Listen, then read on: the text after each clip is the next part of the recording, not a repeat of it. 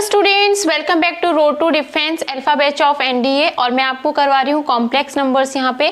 So students, मैंने आपको previous classes में कॉम्प्लेक्स नंबर का इंट्रोडक्शन और उसके बारे में कुछ प्रॉपर्टीज और सब बताया है। And today I will explain to topics, modulus of complex number and argument of complex number. Right students, so let's move today's class. So first students, modulus of complex number. Right, तो modulus of complex number का meaning क्या होता है students? अगर मैं आपको simple सी language में बताऊं तो जैसे सपोज मैंने एक कॉम्प्लेक्स नंबर लिया है यहाँ पे z equal x plus iota y। Right students, तो इसका जो मॉड्यूलस है वो मैं कैसे निकालूंगी? सबसे पहले मोड, ये जो z है इसको हम, इसका मीनिंग होता है मॉड्यूलस ऑफ z। राइट, जब हम मोड लगा, मोड का मीनिंग आप लोगों को पता है। तो मॉड्यूलस, ये जो z है, अगर मैं इसको, ये जो सिंबल है, ये सिंबल किसको रिप्रेजेंट कर रहा है? Modulus of z। और इसका मीनिंग क्या होता है स्टूडेंट्स? इसका जो रियल पार्ट है, रियल पार्ट का स्क्वायर प्लस इमेजिनरी पार्ट का स्क्वायर और उसका रूट। राइट स्टूडेंट्स, इसका मीनिंग होता है मॉड्यूलस ऑफ z और मॉड्यूलस ऑफ कॉम्प्लेक्स नंबर। अगर आपको किसी भी कॉम्प्लेक्स नंबर का मॉड्यूलस निकालना है, जैसे सपोज मैं एक एग्जांपल लेती हूँ 3 + 4 आयोटा, अगर मुझे इसका मॉड्यूलस निकालना है तो मोड z इक्वल क्या हो जाएगा स्टूडेंट्स? इसका रियल पार्ट क्या है? 3 और इमेजिनरी पार्ट क्या है? 4। तो रियल पार्ट का स्क्वायर प्लस इमेजिनरी पार्ट का स्क्वायर और उसका रूट। तो जब आप इसको सॉल्व करोगे स्टूडेंट तो आपके पास में क्या आएगा? 5 आ जाएगा जब आप इसको सॉल्व करोगे। तो ये इसका क्या हो जाएगा?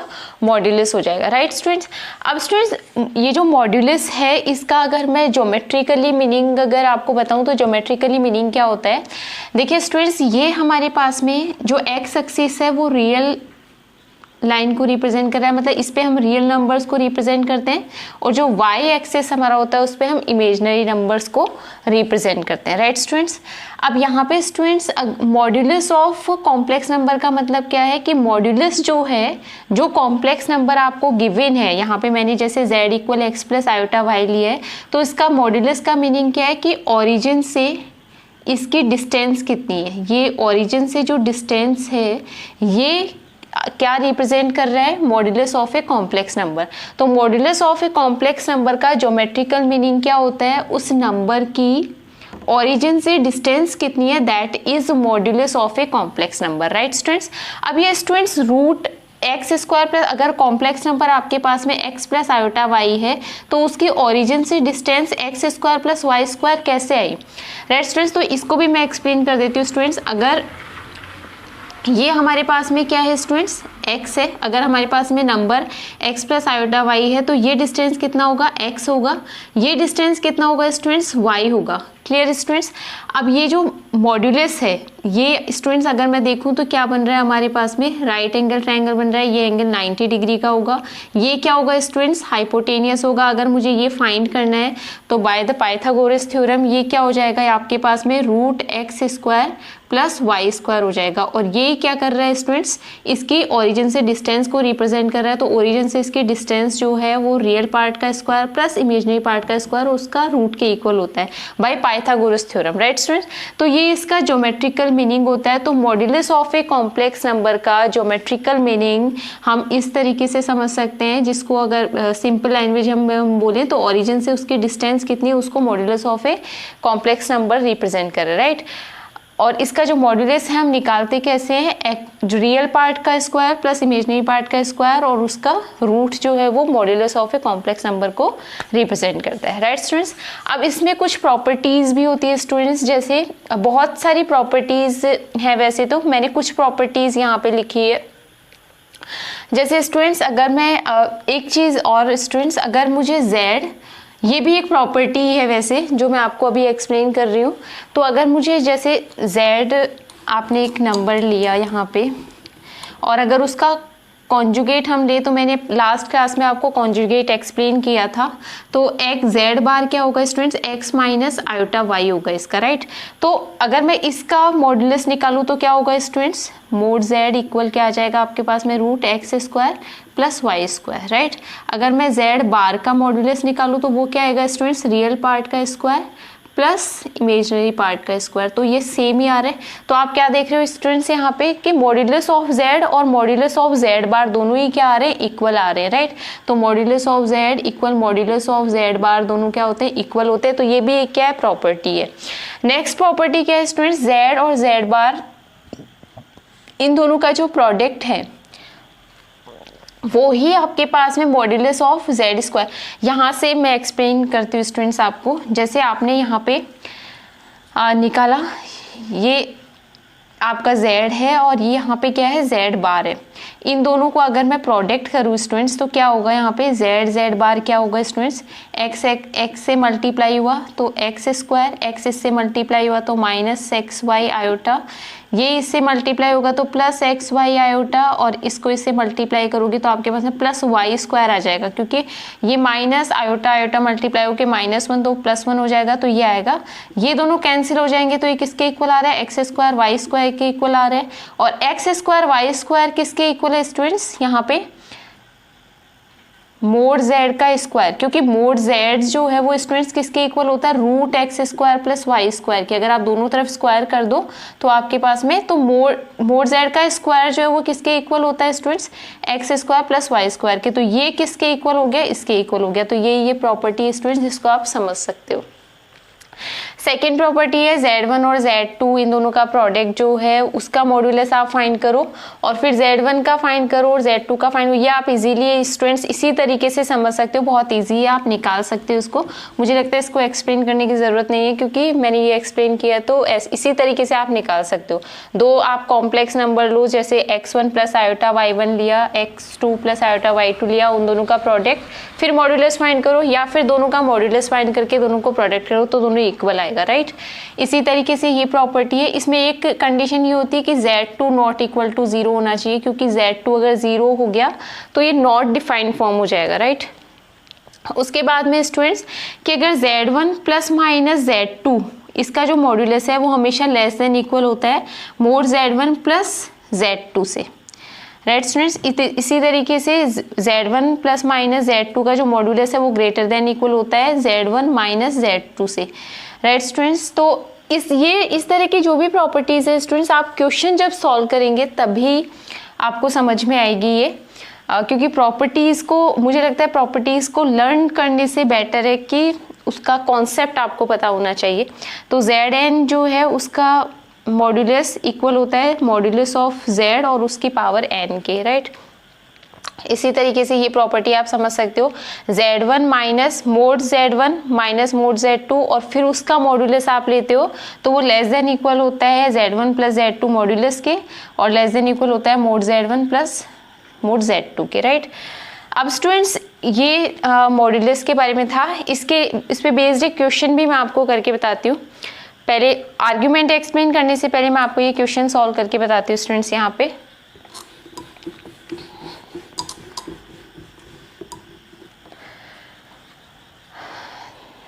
ये मैं प्रॉपर्टीज रिलीज कर देती हूँ।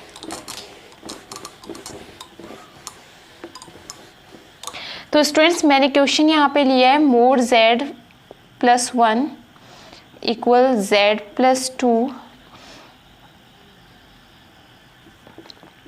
1 प्लस आयोटा, राइट। तो आपको ये क्वेश्चन गिवन है, आपको Z फाइंड करना है, राइट।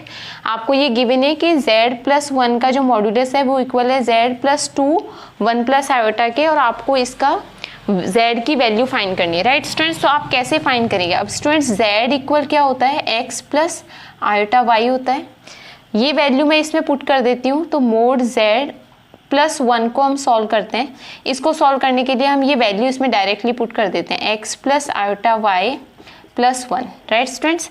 अब ये 1 जो है ये रियल पार्ट में आएगा, तो x प्लस 1 और प्लस आयोटा y ये रियल पार्ट हो गया और ये इमेजिनरी पार्ट हो गया, राइट। अब हमें क्या फाइंड करना है स्टूडेंट्स, इसका मॉड्यूलस फाइंड करना है, राइट। तो मॉड्यूलस क्या होता है स्टूडेंट्स, रियल पार्ट का स्क्वायर प्लस इमेजिनरी पार्ट का स्क्वायर उसका रूट। तो इसको मैं क्या लिखूंगी स्टूडेंट्स, x प्लस 1 का whole square plus y square, ये होगा स्टूडेंट्स आपके पास में। इसी तरीके से स्टूडेंट्स अगर मैं इस पार्ट को सॉल्व करूं तो ये क्या होगा, x plus iota y plus 2 1 plus iota, right. इसको अगर मैं और सॉल्व करूँ तो ये 2 इसके साथ आ जाएगा x+2 और ये प्लस आयोटा y+1 ये रहेगा। तो ये यहाँ पे रियल पार्ट हो गया, ये इमेजिनरी पार्ट हो गया। राइट स्टूडेंट्स, अब स्टूडेंट्स हम क्या करेंगे कि तो स्टूडेंट्स यहाँ पे आपको हम इसको पूरा सॉल्व नहीं करेंगे क्वेश्चन को। यहाँ पे हमें थोड़ा देखना है कि यहाँ ये जो टर्म है स्टूडेंट्स, यहाँ पे इसमें कहीं पे भी आयोटा नहीं आ रहा। इसका मतलब क्या है कि इसमें इमेजिनरी पार्ट क्या है, 0 है, और यहाँ पे हमारे पास में ये रियल पार्ट आ रहा है और ये इमेजिनरी पार्ट आ रहा है। इसका मतलब क्या हुआ स्टूडेंट्स कि ये रियल पार्ट, क्योंकि मैंने आपको क्या बताया था, दो जो कॉम्प्लेक्स नंबर हैं वो तभी इक्वल होते हैं जब उसके कॉरस्पॉन्डिंग पार्ट्स इक्वल होने चाहिए, मतलब रियल पार्ट के इक्वल और इमेजिनरी पार्ट के इक्वल। तो ये सिर्फ रियल पार्ट है, तो इसका मतलब √x+1 whole square plus y square किसके इक्वल होगा, x+2 के इक्वल होगा। और ये जो यहाँ पे इमेजिनरी पार्ट तो 0 है, तो इसका मतलब y+2 किसके इक्वल होगा, 0 के। तो यहाँ से y की वैल्यू हमारे पास में -2 आ जाएगी। राइट स्टूडेंट्स, अब हमें यहाँ से क्या निकालना है, x की वैल्यू निकालनी है। तो x की वैल्यू निकालने के लिए हम क्या कर सकते हैं स्टूडेंट्स, यहाँ पे ये जो y की वैल्यू है यहाँ पे पुट कर दो, तो ये x+1 का होल स्क्वायर +4 हो जाएगा, और ये इधर स्क्वायर हो जाएगा, तो ये x² + 4x + 4 हो जाएगा। राइट स्टूडेंट्स, तो इसको अगर आप ओपन करोगे तो ये x² + 2x + 1 और ये +4 = x² + 4x + 4 हो जाएगा। राइट, तो यहाँ पे स्टूडेंट्स x² से x² कैंसिल हो जाएगा, और ये आपके पास में ये 2x है और ये 4x है, और ये यहाँ पे ये 4 से 4 भी कैंसिल हो जाएगा स्टूडेंट्स। तो यहाँ पे आपके पास में ये -2x इक्वल -1, तो x इक्वल स्टूडेंट्स 1/2 और y इक्वल हमारे पास में -2 आ रहा है। राइट स्टूडेंट्स, तो अब आपके पास में x की वैल्यू आ गई, y की वैल्यू आ गई, आप आराम से इसमें z की वैल्यू फाइंड कर सकते हो, क्योंकि z हमारे पास में क्या होता है स्टूडेंट्स, z की वैल्यू क्या होती है हमारे पास में, z इक्वल होता है स्टूडेंट्स हमारे पास में z equal x + iota y होता है। तो आप इसमें वैल्यू पुट कर दो, ये 1/2 प्लस और ये माइनस है, तो ये -2 आयोटा हो जाएगा स्टूडेंट्स। राइट, अब अगर आप इसको और सिंप्लीफाई करना चाहो तो 1/2 आप बाहर निकाल, तो यहाँ पे आपके पास में -4 आयोटा आ जाएगा। तो इस तरीके से आप क्या कर सकते हो स्टूडेंट्स, सॉल्व कर सकते हो दोनों पार्ट्स को। हमने कंपेयर करके और सॉल्व कर लिया। राइट, तो इस तरीके से हम सॉल्व करते हैं, और मॉड्यूलस का मीनिंग आपको समझ में आ गया होगा। तो मैं आपको नेक्स्ट टॉपिक जो है वो एक्सप्लेन करती हूँ। अब स्टूडेंट्स मैं आपको argument of complex number explain कर रही हूँ। तो आर्ग्यूमेंट ऑफ कॉम्प्लेक्स नंबर का मीनिंग क्या होता है स्टूडेंट्स, अगर आपके पास में z equal x + iota y का कॉम्प्लेक्स नंबर है, तो आर्ग्यूमेंट का मीनिंग होता है स्टूडेंट्स कि थीटा इक्वल tan इनवर्स, ये मैं एक्सप्लेन करूँगी अभी, डोंट वरी कि ये क्यों इसके इक्वल हो रहा है। Theta equal tan inverse mod y/x होता है, मतलब imaginary part upon real part, और उसका मोड वो हमें हमेशा पॉजिटिव वैल्यू ही लेंगे, तो इसलिए हम मोड लगा रहे हैं।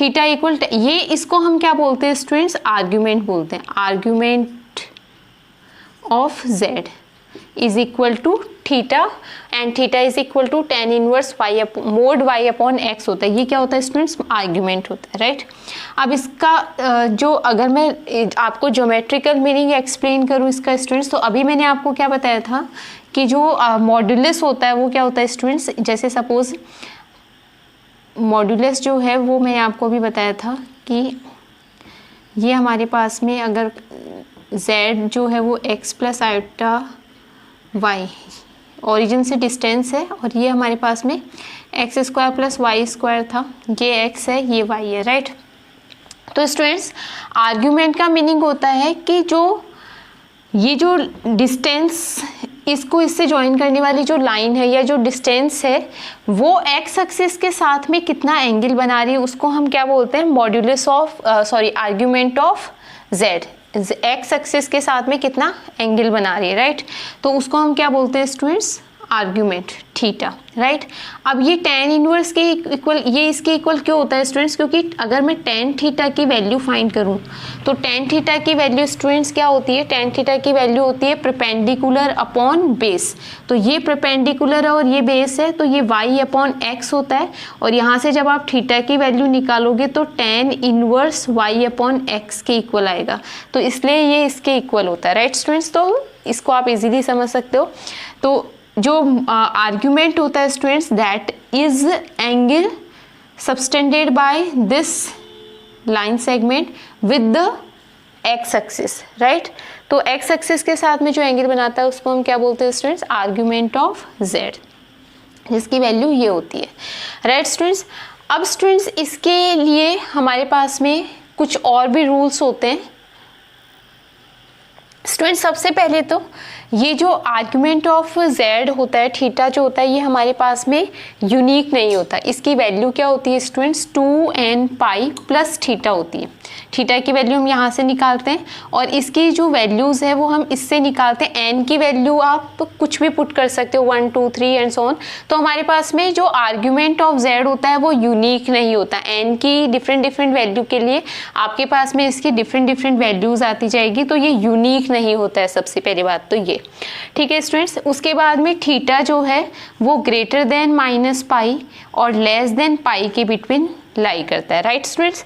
तो इसके ये जो इनइक्वलिटी है, इसके बेसिस पे हमारे पास में जो आर्ग्यूमेंट ऑफ z है उसके क्या क्या वैल्यूज आ सकती है स्टूडेंट्स। एक तो थीटा हो सकती है, एक आपके पास में क्या हो सकती है स्टूडेंट्स माइनस थीटा हो सकती है, एक आपके पास में क्या हो सकती है स्टूडेंट्स पाई माइनस थीटा, और एक हो सकती है माइनस पाई प्लस थीटा। ये वैल्यूज हमारे पास में पॉसिबल है इनइक्वलिटीज के बेसिस पे। अब इस इनइक्वलिटीज को स्टूडेंट्स अगर मैं आपको चारों क्वाड्रेंट में बताऊं तो देखिए स्टूडेंट्स, अभी मैंने आपको क्या बताया कि ये जो है हमारा क्या होता है, थीटा होता है। ये आर्ग्यूमेंट ऑफ z है स्टूडेंट्स, जो कि क्या है, थीटा है। अब इसी का अगर मैं सिमेट्रिक इस तरफ बनाऊं तो ये क्या हो जाएगा स्टूडेंट्स, यहाँ पे माइनस थीटा हो जाएगा, जो कि ये वाला पार्ट है, राइट स्टूडेंट्स। तो ये आपके पास में क्या हो जाएगा, माइनस थीटा हो जाएगा। अगर ये सेकंड क्वाड्रेंट में है स्टूडेंट्स, तो सेकंड क्वाड्रेंट में आपके पास में क्या होगा, ये पाई माइनस थीटा होगा। अगर ये थीटा है तो ये ऑब्वियसली पाई माइनस थीटा होगा, क्योंकि टोटल क्या होता है स्टूडेंट्स, पाई होता है, तो ये पाई माइनस थीटा होगा। और ये यहाँ पे क्या होगा स्टूडेंट्स, आपके पास में माइनस पाई प्लस थीटा होगा, राइट स्टूडेंट्स। तो इसको थीटा फर्स्ट क्वाड्रेंट में, सेकेंड क्वाड्रेंट में पाई माइनस थीटा। इसका मीनिंग क्या है स्टूडेंट्स, मैं आपको बताती हूँ कि देखिए, जैसे अगर मैंने सपोज एक एग्जाम्पल लिया, 3z जो है वो इक्वल है 3 प्लस 4 आयोटा के, राइट स्टूडेंट। आपको इसका क्या फाइंड करना है, आर्ग्यूमेंट फाइंड करना है। अब स्टूडेंट्स यहाँ पे x जो है वो भी पॉजिटिव है और y जो है वो भी क्या है, पॉजिटिव है। तो दोनों पॉजिटिव किस में होते हैं, फर्स्ट क्वाड्रेंट में होते हैं, राइट स्टूडेंट्स। तो फर्स्ट क्वाड्रेंट में होते हैं, तो आपके पास में थीटा की वैल्यू जो है वो क्या आ जाएगी, फर्स्ट क्वाड्रेंट में आएगी, जो कि क्या होती है, थीटा होती है। और इसको हम कैसे निकालते हैं, tan इनवर्स y अपॉन, ये थीटा की वैल्यू तो आप इसी से निकालोगे student, theta equal tan inverse y upon z, मतलब क्या हो जाएगा 4/3, ये आ जाएगी स्टूडेंट्स आपके पास में, राइट। अब स्टूडेंट्स ये आपके पास में थीटा की वैल्यू आ गई। अब स्टूडेंट्स अगर यहाँ पे सपोज क्या होता, 3 माइनस 4 आयोटा होता, राइट। तो थीटा की वैल्यू तो ऐसे ही निकलती, क्योंकि हम इसको मोड लेते हैं, राइट। अब स्टूडेंट्स इसमें क्या हो रहा है आपके पास में कि ये पॉजिटिव है और ये नेगेटिव है, x पॉजिटिव और y नेगेटिव। कौन से क्वाड्रेंट में होता है स्टूडेंट्स, x पॉजिटिव और y नेगेटिव हमारे पास में फोर्थ क्वाड्रेंट में होता है। तो यहाँ से हमारे पास में थीटा की जो भी वैल्यू आएगी, आर्ग्यूमेंट ऑफ z जो है वो उसके माइनस थीटा के इक्वल होगा। जैसे सपोज अगर आपके पास में थीटा की जो वैल्यू है, आर्ग्यूमेंट ऑफ z जो आपके पास में ये आ रहा है, तो अगर आप उसमें ये थर्ड क्वाड्रेंट, अगर ये फोर्थ क्वाड्रेंट में लाई कर रहे हैं, तो यहाँ पे आप उसको माइनस साइन लगा दोगे, राइट स्टूडेंट्स। अगर सपोज आपके पास में दोनों नेगेटिव हैं, दोनों नेगेटिव स्टूडेंट्स किस में होते हैं हमारे पास में, थर्ड क्वाड्रेंट में दोनों नेगेटिव होते हैं। तो जो भी आपके पास में थीटा की वैल्यू आएगी, आर्ग्यूमेंट ऑफ z आप माइनस पाई प्लस थीटा करके फाइंड करोगे, राइट स्टूडेंट्स। अगर आपके पास में x नेगेटिव और y पॉजिटिव आ रहा है तो वो किस में लाई करेगा, सेकंड क्वाड्रेंट में। तो आप पाई माइनस थीटा से आर्ग्यूमेंट ऑफ z फाइंड करोगे, राइट स्टूडेंट्स। तो x और y जो है वो कौन से क्वाड्रेंट में लाई कर रहा है उसके बेसिस पे हमारे पास में आर्ग्यूमेंट ऑफ z निकलेगा। अगर दोनों पॉजिटिव है तो थीटा, अगर x नेगेटिव y पॉजिटिव तो पाई माइनस थीटा, अगर दोनों नेगेटिव है तो माइनस पाई प्लस थीटा, अगर आपके पास में x पॉजिटिव और y नेगेटिव है तो माइनस थीटा हो जाएगा, राइट स्टूडेंट्स। मैं इस पे बेस्ड कुछ क्वेश्चंस आपको करके बताती हूँ जिससे आपको ये क्लियर हो जाएगा।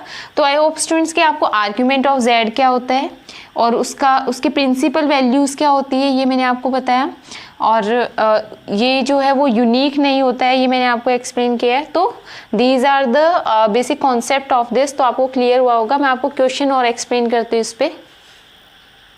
जैसे सपोज स्टूडेंट्स मैंने यहाँ पे एक एग्जांपल लिया, आपको आर्ग्यूमेंट ऑफ -1 और माइनस आयोटा, ये आपको z की वैल्यू की मैंने, इसका आर्ग्यूमेंट आपको फाइंड करना है, राइट स्टूडेंट्स। तो सबसे पहले तो हम थीटा की वैल्यू फाइंड कर लेते हैं, tan इनवर्स, और y की वैल्यू क्या है आपके पास में स्टूडेंट्स, यहाँ पे 1 -1 और x की वैल्यू भी क्या है -1, तो ये आपके पास में 1 हो जाएगा, 1/1 हो जाएगा स्टूडेंट्स। और 1/1 tan इनवर्स 1 किसकी वैल्यू होती है स्टूडेंट्स, 45 की, मतलब π/4 की। तो आपके पास में थीटा की वैल्यू π/4 आ गई।